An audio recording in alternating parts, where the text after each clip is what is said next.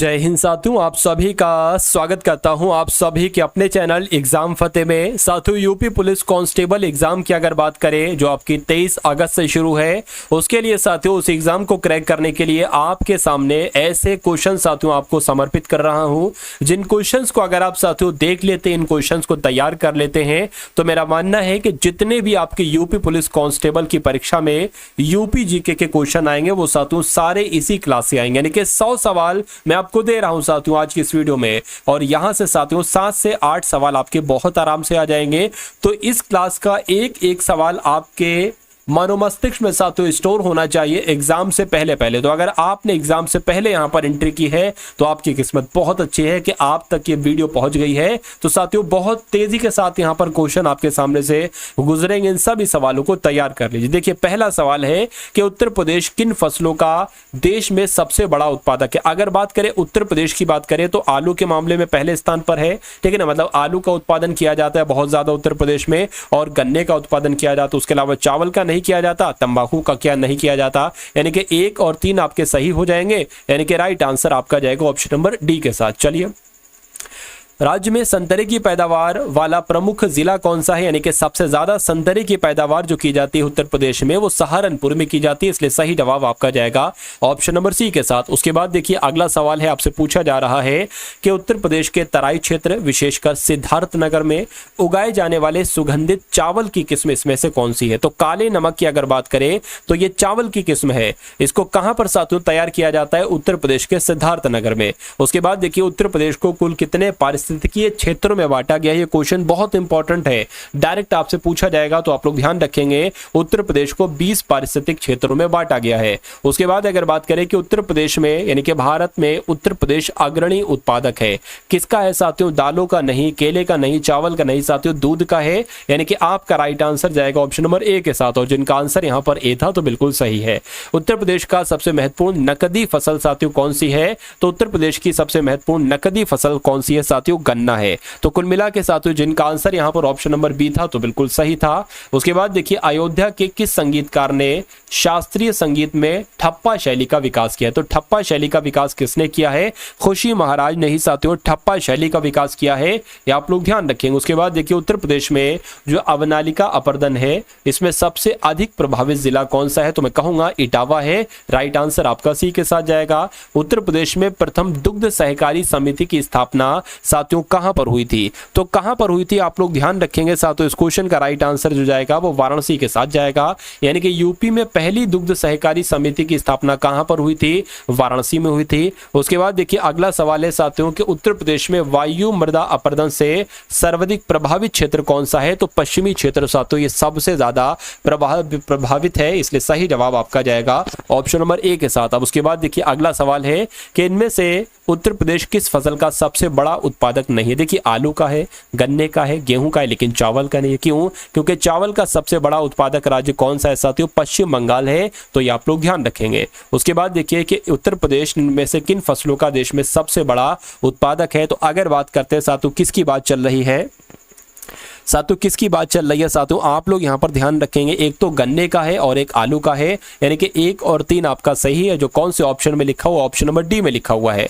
उसके बाद देखिए उत्तर प्रदेश में किसान बही योजना कब शुरू की गई, तो 1992 में शुरू की गई, ये आप लोग ध्यान रखेंगे। उत्तर प्रदेश में सिंचाई का सबसे बड़ा स्रोत क्या है साथियों, तो नलकूप है, आंसर आप लोग ध्यान रखेंगे। अगला सवाल देखिए कि इनमें से नलकूप द्वारा सिंचित भूमि क्षेत्र में सबसे अधिक है, यानी कि कौन सा राज्य की अगर बात करें सबसे ज्यादा नलकूपों द्वारा सिंचित एक तरीके से भूमि को सिंचित बनाया जाता है, तो उत्तर प्रदेश में बनाया जाता है, इसलिए सही जवाब आपका जाएगा option number C Uttar Pradesh. उसके बाद देखिए इनमें से कौन सी यमुना की सहायक नदी नहीं है, तो यमुना की सहायक नदी साथियों देखिए केन भी है, बेतवा भी है, चंबल भी है, लेकिन कल्याणी नदी नहीं है। अगला सवाल देखिए कौन सा बांध बेतवा नदी पर बनाया गया है साथियों, फटाफट देखिए और मुझे बताइए कि यहां पर आपका सही जवाब किस ऑप्शन के साथ जाएगा। तो अगर साथियों यहां पर बात करते हैं कि इनमें से कौन सा बांध बेतवा नदी पर बनाया गया है। साथियों राजघाट बांध की अगर बात करते हैं, राजघाट बांध ही बेतवा नदी पर बनाया गया है, ये आपको मालूम होना चाहिए। अगला सवाल देखिए कि फुलहर झील भारत के किस राज्य में है। तो फुलहर झील तो साथियों अपने उत्तर प्रदेश में है। राइट आंसर आपका डी के साथ। परीक्षा बांध किस नदी पर है साथियों। तो परीक्षा बांध अगर बात करें ये बेतवा नदी पर है। किस नदी पर है परीक्षा बांध। बेतवा नदी। देखिए ये सारे के सारे क्वेश्चन साथियों मैं कहूंगा आपसे कि इन सभी क्वेश्चन को एक तरीके से घोल कर पी जाइए। क्या घोल कर साथियों पी जाइए इन सभी एक तरीके से क्वेश्चन को। क्यों? क्योंकि क्वेश्चन आपको रियल एग्जाम में जो देखने को मिलेंगे वो इसी क्लास से साथियों देखने को मिलेंगे, ठीक है ना। तो साथियों एग्जाम को क्रैक करने के लिए वीडियो आपके लिए काफी है। सभी क्वेश्चंस को तैयार कीजिए। देखिए भाई गोविंद वल्लभ पंत सागर ये साथियों कहां पर है। तो ये साथियों सोनभद्र में है। आप लोग ध्यान रखेंगे। आंसर आपका जाएगा डी के साथ। साथियों आज हम बात करेंगे यूपी पुलिस कांस्टेबल की बेस्ट बुक के बारे में जो कि चक्षु प्रकाशन की है। इस बुक की अगर बात करें साथियों यूपी पुलिस कांस्टेबल के ऑफिशियल सिलेबस के अकॉर्डिंग हर एक टॉपिक को साथियों कंप्लीट किया गया है। जो टॉपिक जहां से साथियों आपके रियल एग्जाम में क्वेश्चंस पूछे जाएंगे उन सभी टॉपिक को साथियों यहाँ पर कवर किया गया है। साथियों इनका यूपी पुलिस कांस्टेबल का स्टडी गाइड के साथ साथ इनका प्रैक्टिस सेट भी आता है जिसको लेकर साथियों आप अपनी तैयारी बहुत मजबूत कर सकते हैं। तो इन दोनों ही बुक्स के लिंक आपको डिस्क्रिप्शन में मिल जाएंगे, वहां से जाकर साथियों इन बुक्स को आप लोग ले सकते हो। उसके बाद देखिए केंद्र द्वारा किस नदी को राष्ट्रीय गंगा नदी घोषित किया गया है। तो गंगा नदी को किया गया है। उसके बाद देखिए हथनी कुंड परियोजना ये किस नदी पर है साथियों। तो ये यमुना नदी पर है। आंसर आपका सी के साथ जाएगा। बहुत तेजी के साथ चल रहे हैं, ठीक है, और बहुत कम समय में मैं आपको 100 क्वेश्चन साथियों उपलब्ध करवा रहा हूं। माता टीला परियोजना की अगर बात करते हैं तो ये बेतवा नदी पर है माता टीला परियोजना। उसके बाद देखिए किस नदी को राष्ट्रीय जलमार्ग संख्या 1 के रूप में प्रयुक्त किया जा रहा है। तो गंगा नदी को साथियों प्रयुक्त किया जा रहा है। उसके बाद देखिए उत्तर प्रदेश की सबसे लंबी नहर कौन सी है। तो शारदा नहर की अगर बात करते हैं यह उत्तर प्रदेश की साथियों सबसे लंबी नहर है।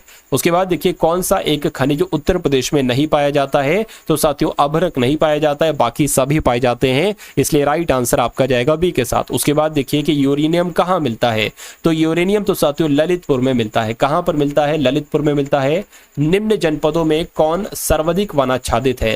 यानी कि सबसे ज्यादा जो सोनभद्र जिला है ना ये सबसे ज्यादा साथियों वनों से आच्छादित है, इसलिए राइट आंसर आपका जाएगा ऑप्शन नंबर बी के साथ।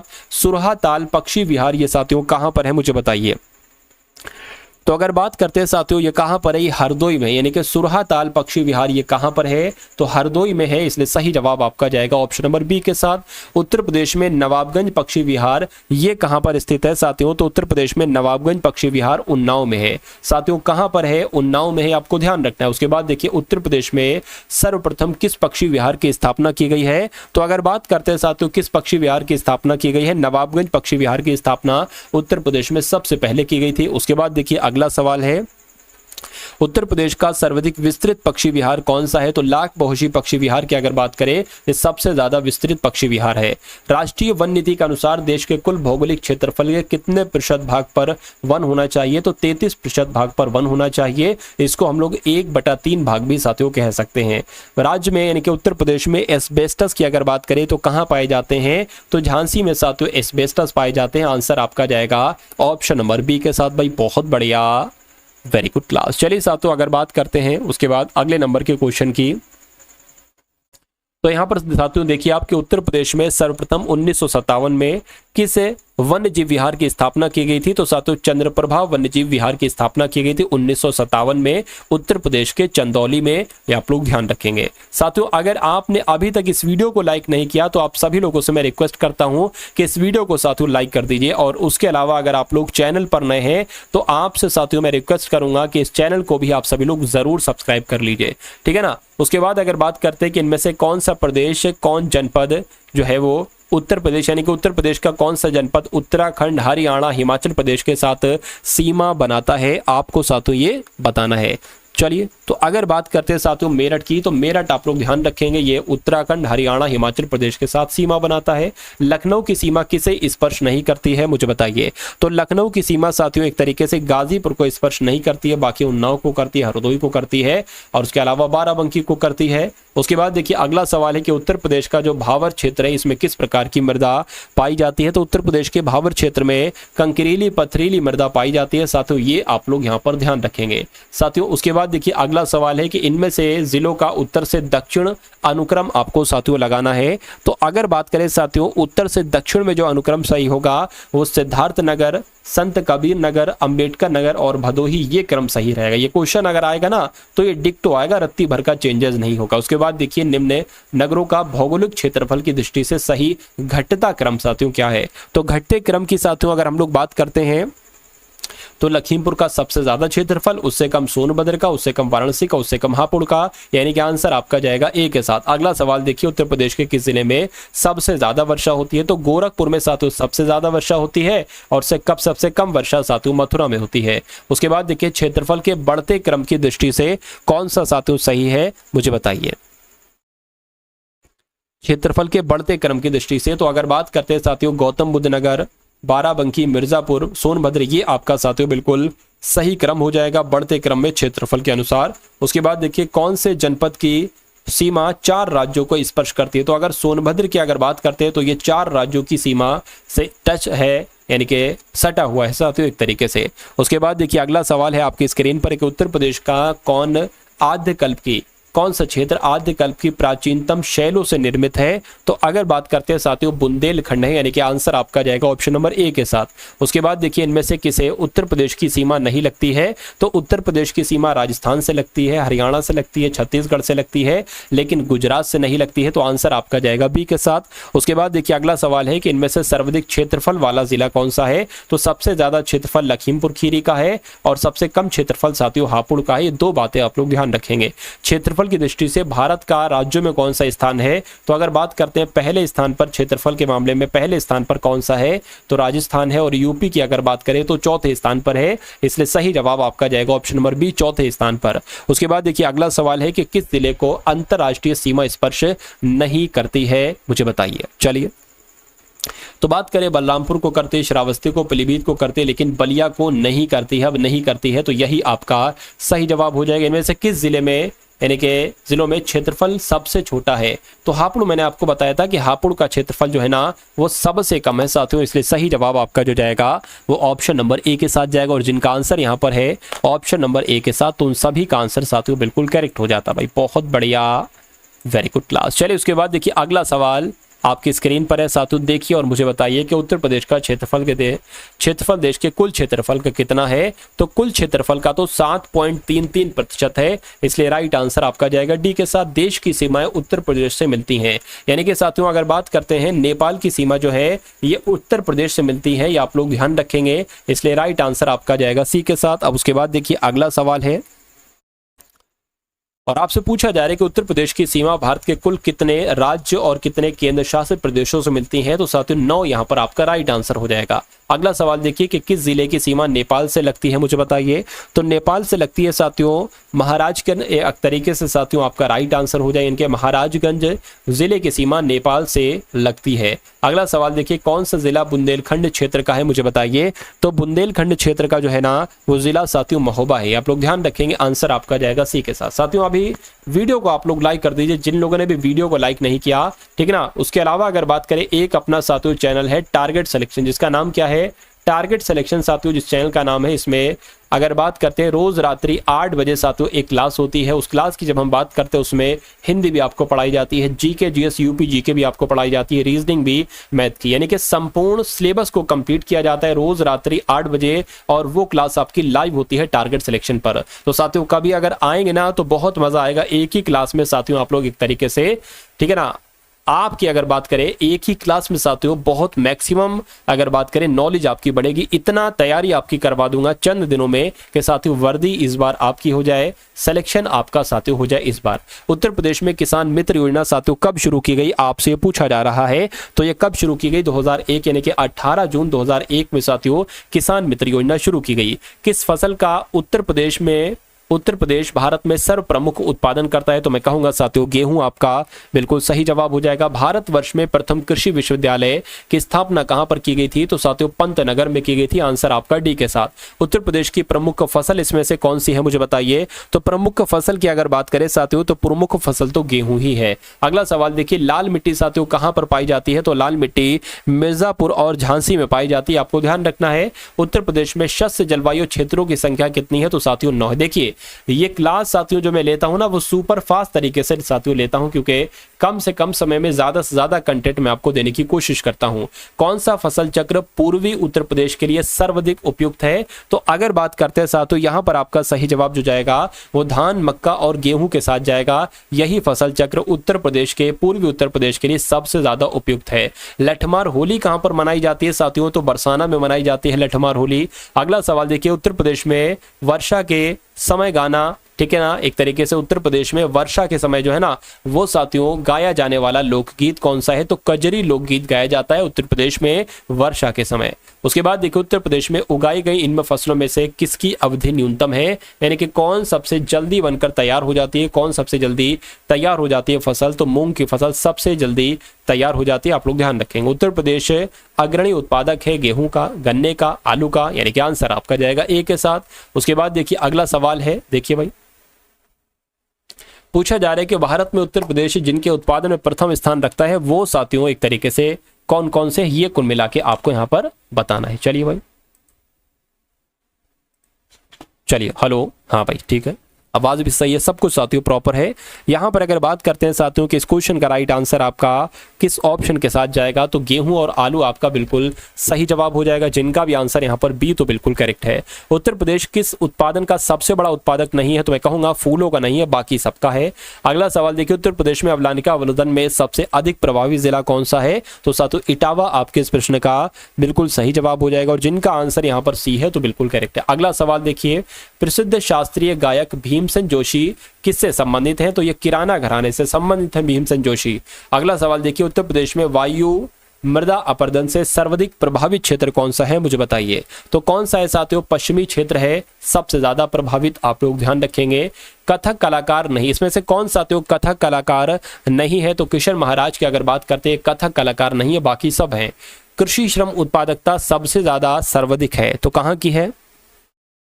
आप लोग ध्यान रखेंगे पश्चिमी उत्तर प्रदेश की है, आंसर आपका जाएगा डी के साथ। अगला सवाल देखिए, उत्तर प्रदेश में जो सीमांत कृषक है ना, ये किसको कहा जाता है? जिसके पास 1 हेक्टेयर से कम भूमि होती है उस किसान को एक तरीके से सीमांत कृषक कहा जाता है। भाई बहुत बढ़िया, वेरी गुड क्लास। चलिए,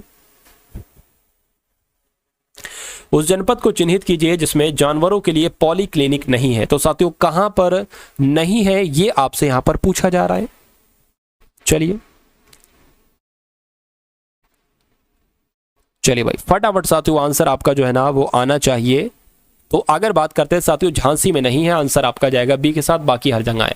उत्तर प्रदेश में मतलब झांसी में नहीं है और बाकी जो ऑप्शन में है वहां पर है। अगला सवाल देखिए, उत्तर प्रदेश में खरीफ की फसल की बुआई जो होती है वो किन महीनों के दौरान होती है? तो वो जून जुलाई के दौरान होती है, आंसर आपका जाएगा सी के साथ। भारत में उत्तर प्रदेश जिस पैदावार का सबसे ज्यादा उत्पादक करता है वो क्या है साथियों? तो वो खाद्यान्न का एक तरीके सबसे ज्यादा उत्पादन करता है। आंवले का सबसे ज्यादा उत्पादन कहाँ किया जाता है साथियों? प्रतापगढ़ में किया जाता है। उत्तर प्रदेश की अगर बात करें साथियों, चार्जिंग यहाँ पर एक तरीके से बैटरी लो हो गई है, चार्जर मैं साथियों लगा लेता हूं।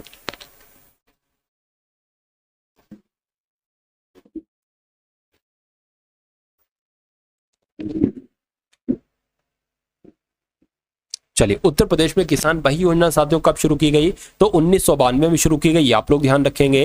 किन फसलों का देश में सबसे बड़ा उत्पादक है यानी कि उत्तर प्रदेश? तो आलू के मामले में और गन्ने के मामले में, यानी कि 1 और 3 आपका सही जवाब हो जाएगा। ऑप्शन नंबर डी आपका सही जवाब हो जाएगा। संतरे की पैदावार करने वाला सबसे एक तरीके से बात करें जिला कौन सा है? तो सहारनपुर है। उसके बाद देखिए अगला सवाल है कि कौन सा युग्म सुमेलित नहीं है, ये आपसे कुल मिला के पूछा जा रहा है, मुझे बताइए। चलिए देखिए, यहां पर कुछ दिक्कत है साथियों। बिरजू महाराज का संबंध कथक से है, अमजद अली का संबंध साथियों सरोद से है, ये क्या गया? तो कुल मिला के थोड़ी सी दिक्कत थी इसलिए इसको स्किप कर दिया। कौन सा शास्त्रीय नृत्य उत्तर प्रदेश से संबंधित है? देखिए कथक की अगर बात करते हैं तो ये उत्तर प्रदेश से संबंधित है, ठीक है ना। उसके अलावा अगर बात करते हैं साथियों भरतनाट्यम की तो ये तमिलनाडु से, ओडिसी ओडिशा से, कुचिपुड़ी साथियों आंध्र प्रदेश से। कथक की अगर बात करें तो ये केरल से। उसके बाद देखिए अगला सवाल आपकी स्क्रीन पर है साथियों, देखिए और मुझे बताइए कि राइट आंसर आपका क्या होगा कि शाकंभरी देवी मेले का आयोजन कहां पर किया जाता है साथियों? तो सहारनपुर में ही शाकंभरी देवी मेले का आयोजन किया जाता है, आंसर आपका जाएगा डी के साथ। अगला सवाल देखिए कि कौन उत्तर प्रदेश की पेयजल परियोजना है? तो यहां पर अगर बात करें साथियों कि गोकुल बैराज परियोजना की अगर बात करते हैं तो ये उत्तर प्रदेश की पेयजल परियोजना है, आंसर आपका सी के साथ जाएगा। उसके बाद देखिए साथियों बहराइच, सुल्तानपुर, रायबरेली ये किससे बोली के क्षेत्र हैं, तो यहाँ पर साथियों अवधी भाषा बोली जाती है, अवधी बोली बोली जाती है। हथनी कुंड परियोजना किस नदी पर है साथियों? तो हथनी कुंड परियोजना ये किस नदी पर है? तो ये यमुना नदी पर है, इसलिए सही जवाब आपका जाएगा सी के साथ। माता टीला परियोजना की जब हम बात करते हैं तो माता टीला परियोजना बेतवा नदी पर है। कहां पर है साथियों? बेतवा नदी पर है। उसके बाद देखिए कि कौन सा सुमेलित नहीं है, आपसे कुल मिला के पूछा जा रहा है, मुझे बताइए। देखिए राजघाट बांध की अगर बात करते हैं तो ये यमुना नदी पर थोड़ी ना, ये तो बेतवा नदी पर है। उसके अलावा रानी लक्ष्मीबाई बांध बेतवा नदी पर है, रिहन बांध रिहन नदी पर है, माता टीला बांध बेतवा नदी पर है, यानी कि कौन सा सुमेलित नहीं है? तो ऑप्शन नंबर ए वाला सुमेलित नहीं है। नहीं है तो यही आपका बिल्कुल सही जवाब है। हिंदू मुस्लिम एकता का प्रतीक सुलहकुल उत्सव जो कहां पर मनाया जाता है? उत्तर प्रदेश के आगरा में मनाया जाता है। आंसर आपका जाएगा डी के साथ। ऊर्जा के किस रूप में प्रदूषण की समस्या नहीं होती है? तो सौर रूप में साथियों नहीं होती है, सौर ऊर्जा में नहीं होती है। आंसर आपका डी के साथ। उत्तर प्रदेश के किस नहर पर सबसे ज्यादा जल विद्युत केंद्र है, मुझे बताइए। तो अगर बात करते हैं साथियों ऊपरी गंगा की, अगर बात करें ऊपरी गंगा नहर पर सर्वाधिक जल विद्युत उत्पादन केंद्र है। आंसर आपका ए के साथ। उत्तर प्रदेश में परमाणु ऊर्जा केंद्र कहां पर स्थित है? तो साथियों नरौरा में स्थित है। आंसर आपका सी के साथ। ओबरा ताप विद्युत केंद्र की स्थापना किस देश के सहयोग से की गई थी? तो पूर्व सोवियत संघ यानी कि रूस के सहयोग से की गई थी। अगला सवाल देखिए, माता टीला बांध किस राज्य में स्थित है? फटाफट साथियों कमेंट करके बताइए। तो ये उत्तर प्रदेश में है। माता टीला बांध कहां पर है? उत्तर प्रदेश में है। उसके बाद देखिए निम्नलिखित में से एनटीपीसी संयंत्रों में से कौन सा गैस आधारित नहीं है? यानी कि जो एनटीपीसी संयंत्र की अगर बात करें जो टांडा में है ना, ये गैस आधारित नहीं है, ये यहाँ पर साथियों कहने का मतलब है।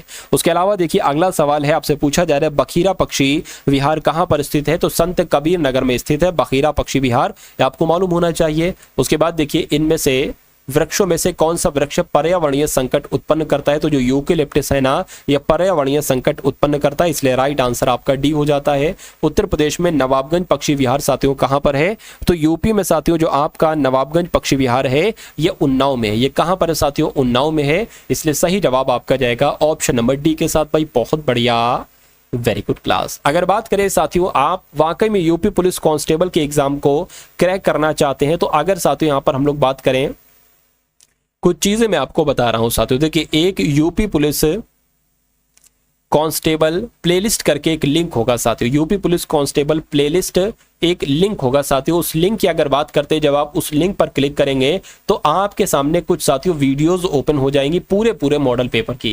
यानी कि एक वीडियो की अगर बात करें उसमें हिंदी के क्वेश्चन होंगे, जीएस के क्वेश्चन होंगे, यूपी जीके के, रीजनिंग के साथियों, मैथ के। और इस वीडियो में भी ऐसे ही होगा, इस वीडियो में भी ऐसे ही होगा। मेरा मानना है कि 15 से 20 वहां पर वीडियोज होंगी। मेरा मानना है अगर वो सभी वीडियोज आप साथियों एग्जाम से पहले कंप्लीट कर लेते हैं तो आपका साथियों रीजनिंग में, मैथ में, हिंदी में कोई सिंगल क्वेश्चन नहीं छूट सकता। तो कुल मिला के साथ तो उस प्लेलिस्ट में जाइए और उस हर पूरी प्लेलिस्ट की हर एक वीडियो का, हर एक क्वेश्चन का आंसर आपके मनोमस्तिष्क में है, तो आप का सिलेक्शन साथियों इस बार बहुत आराम से हो सकता है।